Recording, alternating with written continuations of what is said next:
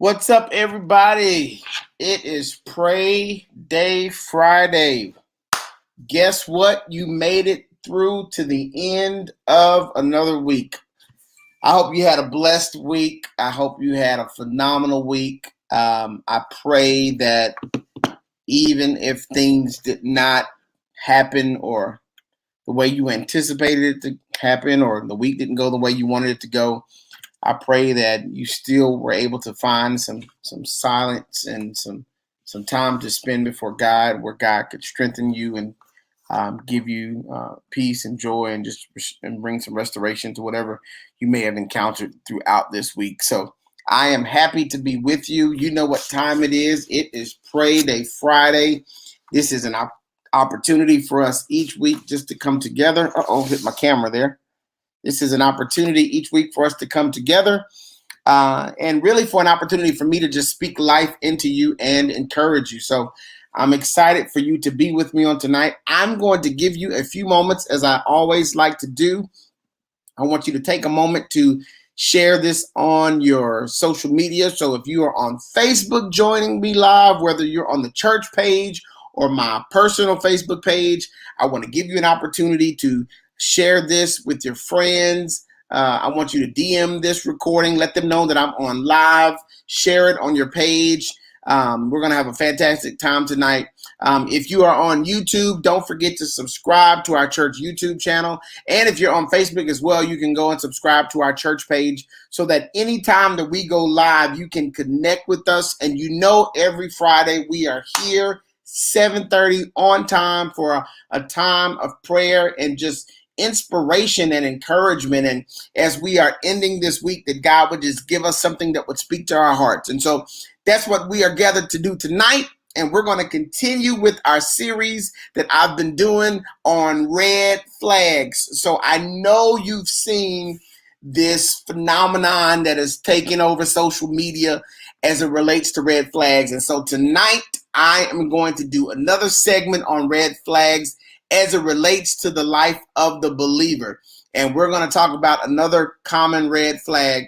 One of the ones that I dealt with last week was just a red flag of considering if in every area of your life that if you have returned to some sense of normalcy, but that does not include your normalcy as it relates to your relationship with God, then that is a red flag. So that was one of the red flags we talked about last week.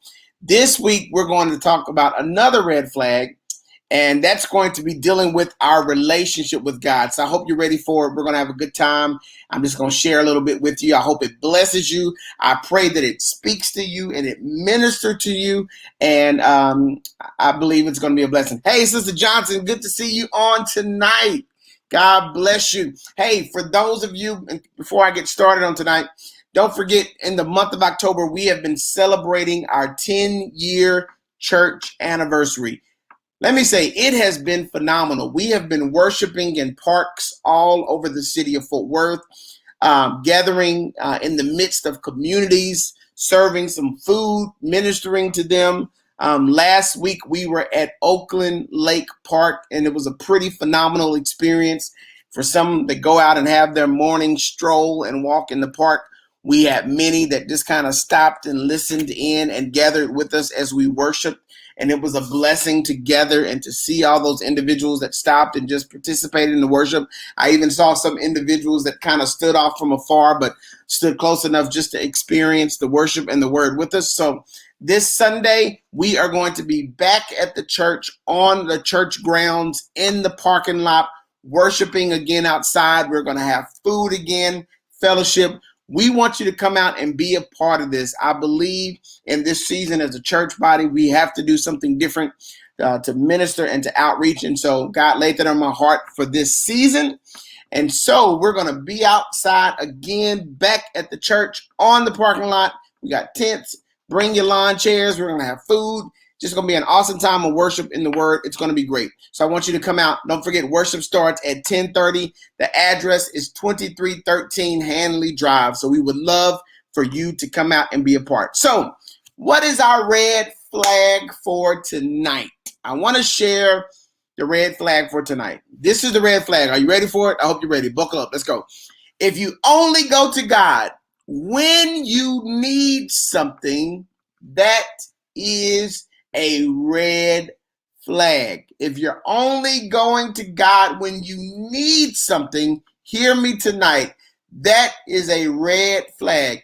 These actions or that specific action is not representative of a person that is pursuing God for the purpose of having a relationship with him. That, you can't just go to God just because you need something, and then that is the sum total of your experience with him. To go to God only in times of need implies two things about you. If you are a person that only finds yourself going to God in prayer when you need something, two things that I can imply about who you are as a person. One, I can say that you at least believe in God's abilities in difficult times. But the second thing is you don't believe he is worthy in the good times. And a relationship, a real, authentic relationship, does not waver in the winds and circumstances of life. A relationship is consistent no matter what. And so if we are going to truly pursue a real, authentic relationship with God, it can't just be only that we're going to him because we are in need of something. I want you to think about tonight the traditional marriage vows. Think about what those traditional marriage vows state. For better or for worse, for richer or for poorer, in sickness and in health. When you talk about love, when you talk about relationship, it has to take into consideration the fluctuations and the instabilities of life. It's not going to always be sunny days. Life has cycles. Life has seasons. And as a result, relationships, covenant relationship, real authentic relationship, a true love relationship demands consistency. That means regardless of the season that I find myself in, real love, authentic relationship, it demands consistency no matter the season that you are faced with. And in a covenant, the commitment to the relationship is regardless of the season. Understanding that even when I don't need something, the relationship is still worthy of my time. It's still worthy of my appreciation. It's worthy of my value. It's worthy of my attention. It's worthy of my commitment. It's worthy of my love. It's worthy of my recognition. Even if it's a moment where things are well and there are no needs, the relationship still demands consistency and the pursuit of ensuring that the love remains. God is not a God of convenience. He is a God of covenant. Covenant is a binding agreement that remains consistent in every season of our life, whether it's good or bad, ups or downs, ins or out. The covenant stands. And if you are a person that only finds yourself going after God in prayer because it is a season where you are in need, that is not the trait of a person that is pursuing a real and authentic life relationship. And guess what? God knows the difference.